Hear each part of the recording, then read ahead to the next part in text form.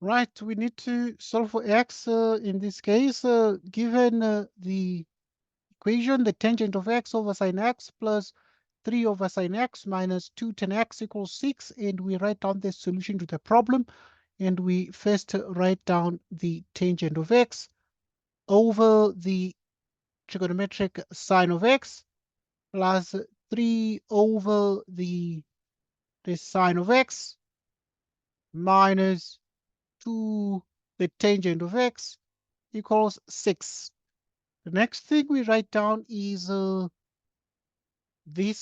tangent of x over the sine of x plus 3 over the sine of x minus 2 the tangent of x minus 6 equals 0. Okay, what we've done is we've just transposed the 6 from the right-hand side of the equation to the left-hand side of the equation, like as shown there. Okay, the next thing that we're going to do is as follows. Right, so we have the tangent of x over the sine of x plus 3 over the sine of x minus 2 the tangent of x minus 6 equals 0. Right, the next thing we do is we take the lowest common denominator, and we have the tangent of x plus 3 minus 2 the tangent of x, the sine of x, minus 6 the sine of x, and you divide these by the sine of x, and this equals 0. So what have we done here? What we did here was just to actually take the lowest common denominator. Okay, and this is what we got.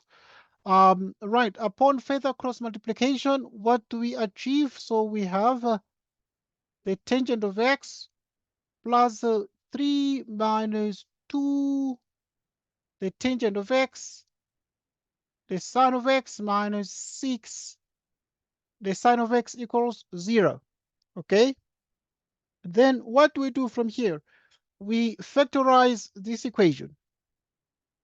Right, we factorize this trigonometric equation by writing down the tangent of x plus 3, and we have 1 minus 2 the sine of x, like this.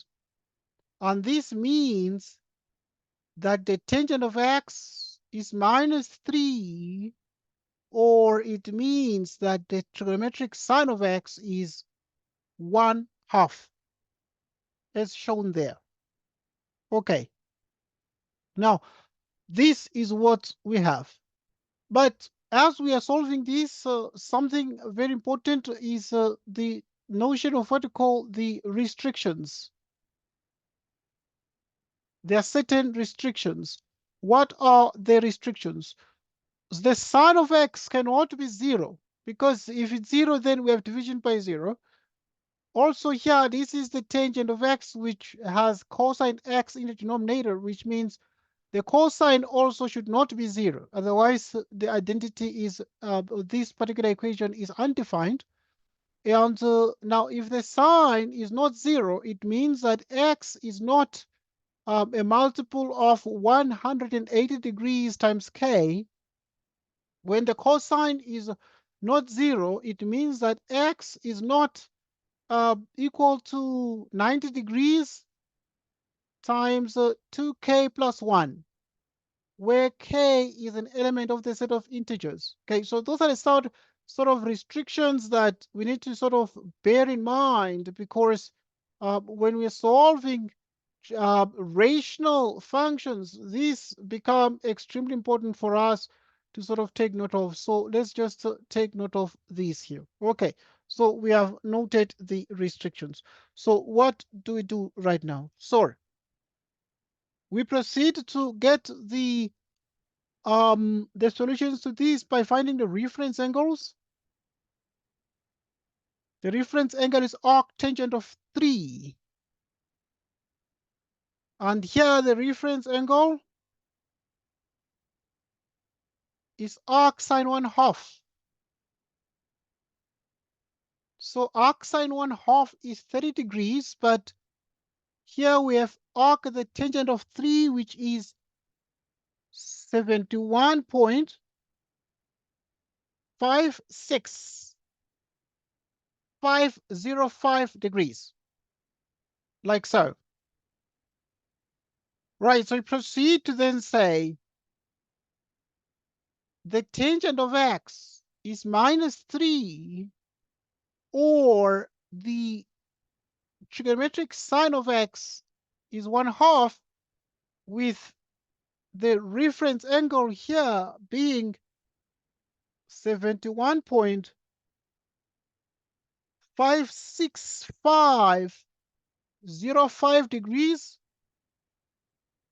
Here the reference angle is 30 degrees. Okay, so what do we do? Okay, now in view of the cast diagram, we know a couple of things. We know that the tangent is negative in the second quadrant, but it's also negative in the fourth quadrant. Okay, here we know that according to the cast diagram, okay, the sign is positive in the first and the second quadrants. Right, so here we shall get solutions to this. So a solution, an angle that is here will be the negative of this. Right, so which means that x is minus 71.56505 degrees. Okay, like so. So that is 0.5 degrees. Right, plus 180 degrees times k, where k is an element of the set of integers. So in other words, we have found a solution that is in the fourth quadrant. But we also have another solution that is going to be, that is an angle that is sits here in the second quadrant, but that is going to be 180 minus 70, 1,5605, but it's already taken care of. So this solution takes care of those particular two solutions in the quadrants. So we come to this part here, and here we have x equals. So in the first quadrant here, this angle is 30 degrees. So this is 30 degrees plus 360 degrees times k, where k is an element of z. Okay, so we have another one here, which is 180 degrees minus 30 degrees plus 360 degrees times k, where k is an element of z. So which means here we have 150 degrees, which is an angle in the second quadrant, plus 360 degrees times k, where k is an element of z.